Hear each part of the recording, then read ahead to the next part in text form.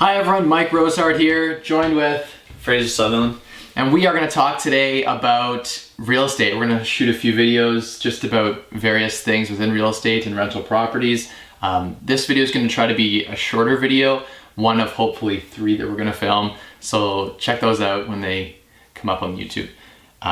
So we were just having a conversation about, you kind of asked me about how do you make money in real estate, right? Yeah, so sort of you mentioned there were kind of 3 different ways. One, the cash flow, which I sort of heard about and kind of the one I was working with the most, and then the other 2, not really familiar with at all. Okay. So let's try to walk people through really quick how do you make money in real estate? What are the ways and avenues you make money in real estate? And you hear a lot of the big boys in the industry talk about, I've seen presentations of the 7 ways to make money in real estate, and really they're conflating a few of them. I think in the sense that they talk about like tax advantages as a way to make money. Tax advantages are a way to save money. It's a way to make your return on investment better, but it isn't necessarily a way to make money in real estate. So I'm gonna lay out the 3 personas, is what I call them. There's 3 personas to make money in real estate. And the first one is Johny Cashflow. So the first one, do you make money in real estate? Johny Cashflow. Johny Cashflow is obsessed with cash. He likes his rental income to provide him with substantial cash flow net of all expenses. So you have at the top line all of your revenue, then you have all your expenses like your mortgage, your utilities, your property taxes, your insurance, etc. And the net of that is your net cash flow. Johny Cashflow, that's all he cares about. You know what I mean? He's looking at properties. He starts off with a 1% rule when he's trying to buy properties. So that's one of his rules of thumb. Johny Cashflow looks for 25% cash on cash rate of return. And this is a good benchmark here in the London, Ontario market to look for. Let's say I put 20% down on a property. I expect to get my down payment back with a payback period. If you reverse engineer return on investment to a payback period, you have a payback period of 4 years. So if you don't have your whole cash back in 4 years, you're not Johny Cashflow. So that's something to think about. Yeah, and that's not including any sort of refinancing or pulling money out. Yes, exactly. Not including refinancing. It's only just rents net of expenses. It's a great clarifying point. Just looking for cash flow. Some people are just Johny Cashflows, and that's what they buy for. I personally, that's one of my staples. If a property isn't a Johny Cashflow profile property, I don't want it. This doesn't work in certain markets like Toronto, Vancouver, LA. It's a lot harder. I mean, you can still make it work, but it's a lot harder to be a Johny Cashflow in those markets. It's kind of more accessible as well, right? Because if you don't have a ton of money or a ton of savings, then and that property's carrying itself, then you can reach it. Whereas if you need to do some of the other ones, you need to be able to lose money on that or Yes. have negative cash flow for time and time to be able to handle that and then see your profit later on. Yeah, exactly. A lot of people buy it. We'll talk about the other personas later. They buy with maybe the Suzie Speculator type of persona, and that persona relies on having large cash reserves to carry a property when it doesn't cash flow, for the hope of long term gonna get a huge capital gain, and anyway. So we'll get to that. The second way that you can make money in real estate is being anti-arbitrage.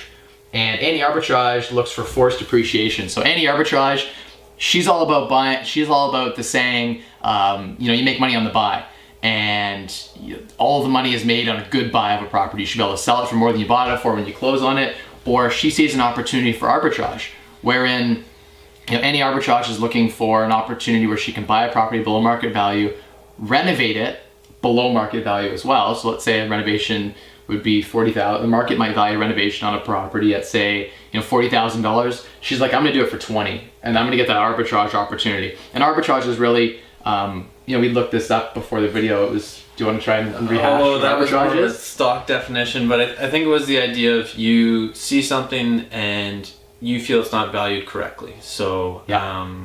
So I think the example you had was for the stock market. You can buy stocks in one market and then you can turn around and you can sell those same exact stocks in a different market where it's hired at a value rate. So this would be the same sort of idea where you sort of have house values where you think that they're worth more than what they are. You pay based on what the market says because you feel like it's worth more, and then when the market kind of corrects itself or becomes that efficient market that you're talking about, Yeah. then that's kind of when you make your money, because it's basically like you've identified value better than the market has right now. Exactly. That's sort of how I. That was a great rehash of basically what we're talking about. So yeah, at a high level, it stems back to the efficient markets theory, right? That, you know, I personally believe markets are not efficient, and there's a lot of information asymmetry. Information asymmetry is what anti-arbitrage relies on to make her arbitrage plays. Arbitrage is essentially when you buy something in one market and it's valued at X, and then you sell it in another market and it's valued at Y. So you might buy something privately and sell it on a public market. You might buy a company with private shares that goes public, and on a different market you sell that. Often in the trading world, in the finance world, arbitrage is when you might buy shares on the TSX and then sell them on, say, the New York Stock Exchange. So that's an opportunity for arbitrage, right? When you're trading between different exchanges in different countries. So you can do that in a lot of different ways. But with real estate, you've got a real opportunity, because information asymmetry in the securities world, in the finance world, is actually, if you have information that no one else has and you obtain that in a way that was not ethical, that's insider trading. Insider trading, yeah. But in real estate, there's no insider trading. If you call me and say, hey, I know someone has a 5-bedroom, 3-bath property and they want to sell it for X, they don't want the hassle of listing it, they don't want the stresses, and no one else knows about that, that's an information asymmetry that I can use to my advantage, and it's completely legal. Or let's say I've been through a property 2 years ago and I know it's a 5-bedroom, and an agent from Toronto lists a property with old comps from last year and says it's a 2-bedroom in the listing. I have information asymmetry that no one else has in a public listing. That gives me an arbitrage opportunity. So I'll talk about that in future videos. I don't want this video to be too long, but there are a lot of ways you can really exploit being an anti-arbitrage. When I buy all of my properties, I buy as a Johny Cashflow and an anti-arbitrage. I'm looking for forced depreciation, so I'm buying a property, and in a future past video, you'll see I did the Rosehart real estate snowball strategy. That strategy relies on being an anti-arbitrager and a Johny Cashflower. Just needs to happen. It's like the cornerstone of the strategy working. And as an anti-arbitrager, you're buying below market value, you're renovating below market value, and then you're realizing a new ARV after renovated value that is much, much higher than the inputs. So you're creating value, and you can access that value through selling the property, or you could refinance the property and pull some of that equity out. So anti-arbitrage is working for basically that big payout at the end. She's all about that big refinance, or anti-arbitrage is often a flipper. She likes to flip. That makes sense. Sometimes she flips to herself, so that's the refinance strategy. Sometimes she flips to someone else, to another investor. So anti-arbitrage tends to be more of the flipper strategy. Johny Cashflow and anti-arbitrage work in flat markets. They work in growth markets. They work in declining markets. So regardless of the market itself. So if we have London real estate is flat or goes down 2%, you're still winning with Johny Cashflow and anti-arbitrage. Yeah. So that's the staple. It's the bread and butter. I really like Johny Cashflow and anti-arbitrage. We're going to talk about a third way to make money in real estate, and that is being Suzie Speculator. So what do you think Suzie Speculator is all about? I would say you basically just buy. In my mind, I think of somebody who would buy like a large plot of land, maybe close to the city or outskirts of the city, and just expect that eventually the city's going to grow, that land value is going to go up, and then they're going to sell. So yeah. There's a bit of so you could be an anti-arbitrage if you bought the land privately or in some way below market value, or you had some sort of information asymmetry. You'd be a blend between anti-arbitrage and Suzie Speculator.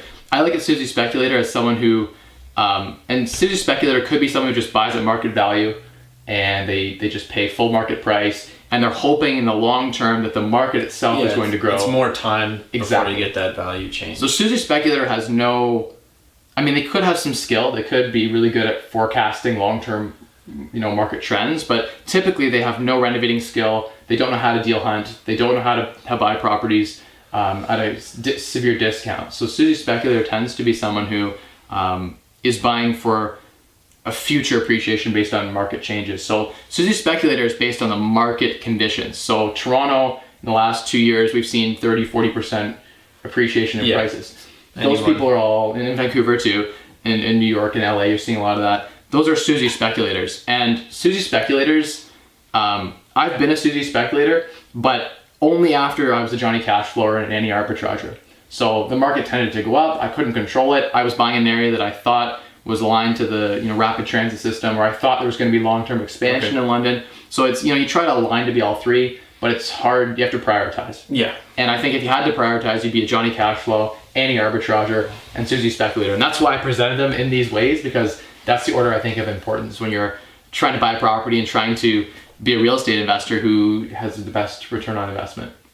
So you can't as a Suzie Speculator, there's a little bit of gambling, right? You're throwing the dice, and markets could go up, they might not. It's a long-term thing, right? So it's like predicting the future with anything. Like even if it makes sense and like you've done your calculations and you've seen trends, you're still, I would think, at the mercy of time, right? Yeah, unless you got that crystal ball. So, and I think for those ones, for me personally, I think those ones require a lot more resources. Yeah, and you have to really have that. I mean, if you're an economist and you have that, and you're, let's say, a developer in London, you know the projects coming in the next 10 years in London, you know that, say, the city is going to grow west, and that's going to be the way that London grows. You might buy land there, and you might be a Suzie Speculator. You might make a ton of money, and you have the money to carry the cash flow on that property. And there's, don't get me wrong, being a Suzie Speculator is totally cool, and if you can leverage that and you're a big developer in your area, go for it. But if you're just starting out in real estate, or you're trying to build financial freedom, you're trying to get out of the the rat race, or let's say you're just trying to build some extra cash flow, then it's a really good idea to be a Johny Cashflow, to be an anti-arbitrage, and then sort of you hope that the market's going to be good for you. You hope that things are going to appreciate. But what happens if you have a decline? Let's say the next 2 years London starts cooling off like we've never seen before, and we have a flat market. Suzie Speculators are carrying properties that don't cash flow. They had no arbitrage when they bought them, and they're just hoping for long-term appreciation. So that's more of a prey approach, and Suzie Speculators get slaughtered in down markets, whereas Johny Cashflowers can survive a 10 or 20% drop in rents, and they're okay. And any arbitragers could essentially handle a 20% drop in property value and still be above water, because their strategy involved creating so much equity, right? Yeah. So that's why I'm a big fan of being a Johny Cashflower and any arbitrager. Any other tips? No tips. Definitely not in the tip mode. I'm sort of just kind of got into the financial independence group here in London. So still learning for sure. So not ready to give tips at all. How about comments on the strategy? Well, I guess one sort of question I have is for the anti-arbitrage. I sort of see it as kind of a blend with the Suzie Speculator a bit. Like if you see something and you think it's, say, 30,000 undervalued, but that's what the market is valuing it at, like that's the market value, like, and you make that purchase knowing that, hey, this is worth more. Is that an arbitrage, or would you say that's more of like a speculating of like eventually the market's going to realize, or do you think it's like arbitraging right away because you know what the value is? Yeah, so like there's a difference between real value and market value. I think if you're buying below market value and you know that, you're anti-arbitrager. If you're buying at market value and you expect something to change external to something you can control, so the you're market's a speculator. Okay. So speculators rely on what other people think the value is going to be in the future. So they think that a Suzie Speculator tends to believe that a single detached family worth 300 is going to be worth 400 in 4 years. Any arbitrager is like, that would be great if that happens, but I'm not relying on that. I know right now they're worth 200. I'm buying this for 150, and I'm not going to renovate it for 20. Yeah. So I know I've got 30,000 of gains to be made no matter what, if the market's flat or not. But I mean, it could be your own evaluation too, right? Like if, so like I'm thinking about, like there was lots of the Oldies Village videos that went up, and the market value for those was lower than what it probably should have been, right? And then so there are reasons and factors why. Yeah. So some of that, it's like you make your own value assessment, and like you still try and get it below market value, like because everybody wants to do that. Yeah. But if the market is undervaluing properties and you have your own, like you run your own numbers and you see like, no, I'm getting my 25% cash on cash, you're getting your 1%. So that's a really good point. In a future video, I should talk about geographical segments within, or even neighborhoods within a city, right? So in certain neighborhoods of cities, you'll be a really good Johny Cashflow just by nature of where the property is. You could be at any arbitrage, or potentially So I think if an area is developing longer term, like let's say you know that you don't know because there's no way to know as a speculator. Yeah. But you think that there's going to be a bit of gentrification happening to a neighborhood. So you're seeing Oldies Village, for instance, is seeing quite a bit of gentrification. So that would be more of a Suzie Speculator trend. And it's nice to have that in your back pocket. Like that's like your ace that you can pull out and say, you know, I'm buying this property as a Johny Cashflow.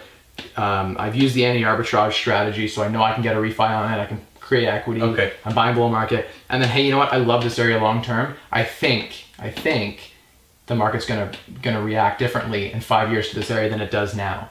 And so that's sort of basically you're looking at like the difference between anti-arbitrage and Suzie Speculator is inorganic growth. So growth that you forced appreciation that you've created. Whereas I draw the line at Suzie Speculator is organic growth. So growth that's not of your control. So people are gentrifying a neighborhood and the city's developing that's out of your control. If the market, you know, people from Toronto come here and buy, or foreign buyers come into London, you can't control what they're doing, but you can benefit from it. So that's sort of where I draw the line. And we're gonna do another video on, specifically with anti-arbitrage, how do you value properties and how do appraisers value properties. So check out our next video. I'll throw up a link to that. We're gonna stop this and film it. So, okay guys, thank you for watching this video. If you like this video, please give it a like. Please subscribe to the channel. The more people that subscribe, the more motivation that I have to create videos. I don't get paid anything to do this right now, so it's really just me trying to help people and share information. If I can help someone else and they can benefit from that, then that's a huge win. So the more sharing that happens, if you enjoy the video or someone enjoys the video and they share it on social media and someone else gets a benefit from that, that's what this is all about at the end of the day. So thanks guys.